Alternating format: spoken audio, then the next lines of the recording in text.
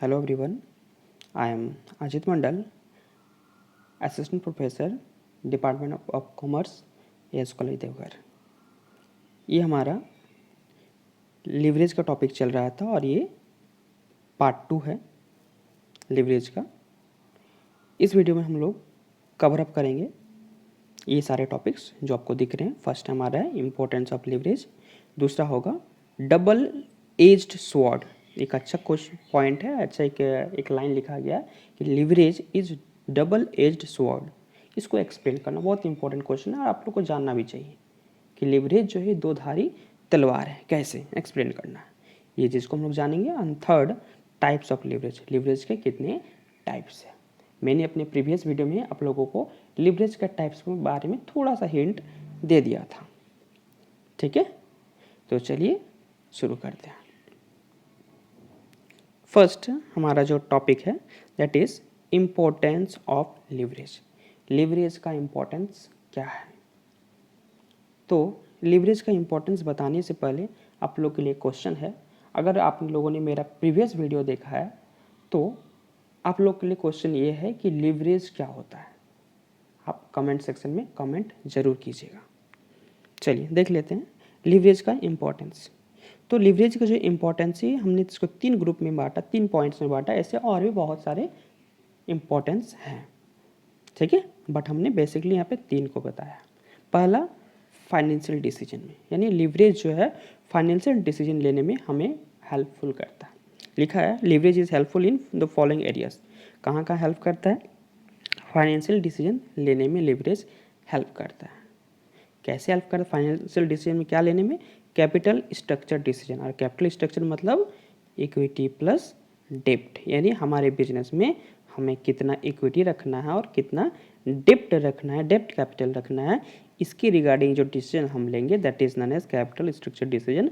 और इसमें हेल्प हमारा कौन करता है? लिवरेज करता है। कॉस्ट ऑफ कैपिटल भी करता था और लिवरेज भी करेगा, ठीक है। दूसरा, इन्वेस्टमेंट डिसीजन। इन्वेस्टमेंट डिसीजन लिखा है इस इन्वेस्टमेंट डिसीजन में। ऐसे तो बहुत सारे उसमें हमने बताया था आपको, बट इन्वेस्टमेंट डिसीजन हम लोग ये जो हेल्प करता है लिवरेज, ये करता है कैपिटल बजटिंग डिसीजन लेने में। कैपिटल बजटिंग डिसीजन लेने में हेल्प करता है। And third, financial planning. Future में हम फाइनेंस के रिगार्डिंग जो प्लानिंग करेंगे उसमें भी लिवरेज हेल्प करता है। कैसे हेल्प करता है? आप जब लिवरेज के टाइप्स को पढ़ेंगे ना तो आपको ये चीज़ें क्लियर हो जाएंगे कि कैसे ये हेल्प करता है डिसीजन लेने में, ठीक है।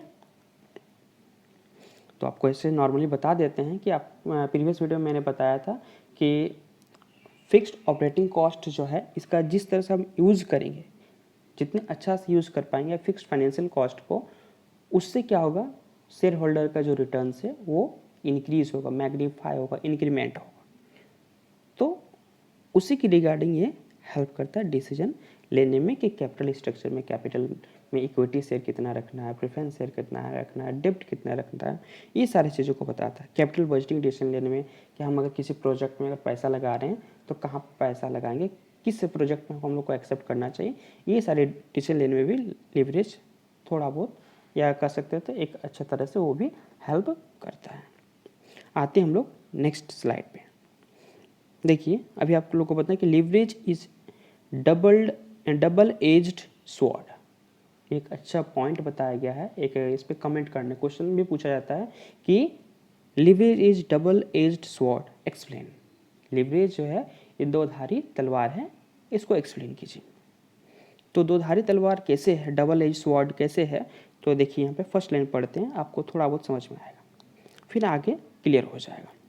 Leverage is double-edged sword which reports the effect on the EBT, that is earning before tax, and EPS, earning per share, of the change, that is increase or decrease in sales and operating profit। यानी EBT और EPS में जो changes होता है किसकी वजह से? Sales और ऑपरेटिंग प्रॉफिट की वजह से। इन सारी चीज़ों को ये इस इफेक्ट को दिखाता है कौन? लिवरेज दिखाता है, ठीक है। अब यहाँ पे लिवरेज के लिए हम लोग जो मेन बात कर रहे थे फिक्स्ड फाइनेंशियल कॉस्ट का भी एग्जांपल ले रहे हैं। फिक्स्ड फाइनेंशियल कॉस्ट का एग्जांपल हमारा क्या होगा? इंटरेस्ट ऑन डेप्ट या डेप्ट कैपिटल। लिखा है व्हेन कॉस्ट ऑफ डेप्ट capital is less than the, यहाँ पे रेट होगा, ये थोड़ा सा मिस टाइप हो गया, गलत टाइप हो गया, less than the rate of earning, then it can be boon to the shareholders by increasing EBT and EPS through increase use of डेप्ट कैपिटल। बोला जा रहा है कि जब डेप्ट कैपिटल का जो कॉस्ट है वो अगर कम रहे, किससे, हमारे अर्निंग से, उस टाइम ये शेयर होल्डर के लिए एक बून है, वरदान है।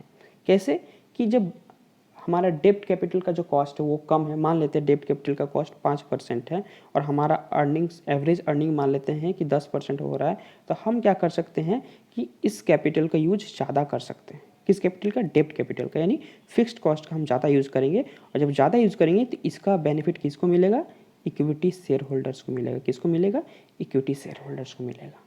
उन लोगों का जो EPS है, अर्निंग पर शेयर जो है, या EBT जो है, अर्निंग बिफोर टैक्स, वो ज़्यादा होगा, यानी उन लोगों को ज़्यादा या अच्छा खासा रिटर्न्स मिलेंगे। तो ये उन लोगों के लिए वरदान है। तो इसीलिए बोला गया है कि लीवरेज इज क्या, पहला तो डबल एज्ड स्वॉर्ड, ये तो पहला है, जो तलवार है उसका एक धार, एक किनारा जो है, ये है कि जब हम डेप्ट कैपिटल का कॉस्ट कम होता हमारा और अर्निंग हमारा ज़्यादा होता है, उस टाइम ज़्यादा से ज़्यादा डेप्ट कैपिटल का यूज़ कर सकते हैं, और इससे जो रिटर्न्स मिलेंगे वो इक्विटी शेयर होल्डर के बीच डिस्ट्रीब्यूट किया जा सकता है। सेकेंड क्या लिखा है, but on the other hand it can be a curse, या हम बोल सकते हैं कि ये अभिशाप है, किसके लिए, बिजनेस के लिए और ऑनर के लिए, व्हेन कॉस्ट ऑफ डेप्ट capital is higher than the rate of earnings, यानी जब हमारा कॉस्ट ऑफ डेप्ट कैपिटल ज़्यादा होता है हमारे अर्निंग से, एवरेज अर्निंग से, यानी मान लेते हैं कि अब जो है हमारा डेप्ट कैपिटल मान लेते हैं 10% हो गया, हमारा अर्निंग्स है 5%, तो कंपनी के लिए, उसके ऑनर्स के लिए ये बहुत बड़ा क्या अभिशाप है। कैसे कि कंपनी को जो है 5% एक्स्ट्रा पे करना पड़ जा रहा है, 5% तो अर्न ही कर रहा है और पे कितना करना है, 10%, ये 5% ज़्यादा पे करना पड़ रहा है, एक्स्ट्रा करना पड़ रहा है। तो जब उन्हीं को पे करेंगे तो शेयर होल्डर को मिलेगा क्या, कुछ मिलेगा, कुछ नहीं मिलेगा। और फिक्स्ड कॉस्ट है तो फिक्स्ड कॉस्ट इसको तो पे करना ही पड़ेगा, चाहे कंपनी को अर्निंग हो चाहे ना हो। तो उस टाइम ये क्या है, अभिशाप बन जाता है। तो इसीलिए बोला जाता है कि leverage is double edged sword, यानी लिवरेज जो है दोधारी तलवार है। क्या है, दोधारी तलवार है। एक तरफ तो हम डेप्ट कैपिटल, जब हमारा कॉस्ट, उसका कॉस्ट जब कम होता है और अर्निंग अच्छा होता है तो उसका हम ज़्यादा से ज़्यादा डेप्ट कैपिटल का यूज़ करके अच्छा खासा रिटर्न्स अर्न कर सकते हैं और शेयर होल्डर के बीच डिस्ट्रीब्यूट किया जा सकता है। जबकि जब डेप्ट कैपिटल हमारा ज़्यादा हो जाता है, उसका कॉस्ट और अर्निंग्स हमारे कम होते हैं, इस कंडीशन में ये हमारे लिए अभिशाप बन जाता है कि हम उसको पे करना ही पड़ेगा, शेयर होल्डर डेप्ट कैपिटल का पेमेंट करना ही पड़ेगा, उसका कॉस्ट जो है पे करना ही पड़ेगा, चाहे हम लोग को अर्निंग हो चाहे ना हो। उस सिचुएशन में कंपनी के लिए बहुत बड़ा प्रॉब्लम क्रिएट हो जाता है। लास्ट पॉइंट है, leverage is undoubtedly an important tool for determining the capital structure. देखिए लिखा है यहाँ पे, कैपिटल स्ट्रक्चर को डिटरमाइन करने में लीवरेज एक बहुत ही इंपॉर्टेंट टूल है। अब पता चला कि इंपॉर्टेंट टूल कैसे है, कि ये हमें बताता है कि हमको कितना पोर्शन डेप्ट कैपिटल रखना चाहिए। ये हमको एक इस प्रकार से डेप्ट कैपिटल या कैपिटल स्ट्रक्चर का निर्धारण करना चाहिए, ताकि हमारा क्या हो कि कॉस्ट ऑफ जो डेप्ट कैपिटल है वो ज़्यादा ना हो जाए। अगर ज़्यादा हो जाएगा तो क्या हो जाएगा, और अगर अर्निंग कम हो जाए तो उस सिचुएशन में कंपनी के लिए नुकसानदायक हो सकता है। आगे लिख रहा है, maximising the earnings to shareholder and for reducing the वैक ऑफ बिजनेस एंटिटी। हाँ, वैक, आपको एक कॉस्ट ऑफ कैपिटल का जो टॉपिक चल रहा था उसमें था हमारा वैक, weighted average cost of capital. ये क्या होता है, ओवरऑल कॉस्ट ऑफ कैपिटल होता है। यानी हम क्या करना चाहते हैं, कंपनी क्या करना चाहती है, हमेशा अपने वैक को, weighted average cost of capital को कम से कम रखना चाहती है, और उसके लिए क्या करता है, वो इक्विटी और डेप्ट का मिक्सचर बनाती है, इसी के बेस पे। और इसका निर्धारण करने के लिए भी क्या होता है, हमारा जो लीवरेज वो हेल्पफुल होता है। ठीक है, तो यानी कहने का मतलब लीवरेज एक तरफ से हमारे लिए क्या है, वरदान है, तो दूसरी तरफ से अभिशाप है। वरदान कब है, जब हमारा कॉस्ट ऑफ डेप्ट कैपिटल कम होता है, अर्निंग्स ज़्यादा होता है, उस टाइम ये वरदान होता है। और जबकि हमारा cost of capital cost of डेब्ट कैपिटल क्या होता है, ज़्यादा होता है और अर्निंग्स कम होता है, उस टाइम ये हमारे लिए अभिशाप बन जाता है। इसीलिए कहा गया है leverage is A double edged sword, दो धारी तलवार है। चलिए अब नेक्स्ट टॉपिक हमारा है टाइप्स ऑफ लीवरेज, लीवरेज के टाइप्स। तो लीवरेज के जनरली कितने टाइप्स है, 3 टाइप्स है। क्या क्या, ऑपरेटिंग लीवरेज, फाइनेंशियल लीवरेज और कंबाइंड लीवरेज। आपको मैंने अभी जो प्रीवियस वीडियो बताया था, प्रीवियस वीडियो में मैंने बताया था आप लोगों को कि फिक्स्ड कॉस्ट जो है वो 2 तरह का था। क्या था, 2 तरह का, फिक्स्ड ऑपरेटिंग कॉस्ट और फिक्स्ड फाइनेंशियल कॉस्ट। तो फिक्स्ड ऑपरेटिंग कॉस्ट के लिए जो लीवरेज का टूल यूज होगा उसे हम लोग कहेंगे क्या, ऑपरेटिंग लीवरेज। क्या कहेंगे, ऑपरेटिंग लीवरेज। और फिक्स्ड फाइनेंशियल कॉस्ट जहाँ पे यूज होगा वो उसके लिए जो टूल यूज करेंगे वो हमारा हो जाएगा फाइनेंशियल लीवरेज, फाइनेंशियल लीवरेज। आप लोग के लिए और एक हम होमवर्क बोले चाहे तो एक काम दे देते हैं आप लोग को कि आप लोगों को फिक्स्ड ऑपरेटिंग कॉस्ट का एग्जांपल और फिक्स्ड फाइनेंशियल कॉस्ट का एग्जांपल कमेंट सेक्शन में कमेंट करना है और मुझे बताना है। ठीक है, दोनों का एटलीस्ट एक एक एग्जांपल, फिक्स्ड ऑपरेटिंग कॉस्ट का और फिक्स्ड फाइनेंशियल कॉस्ट का।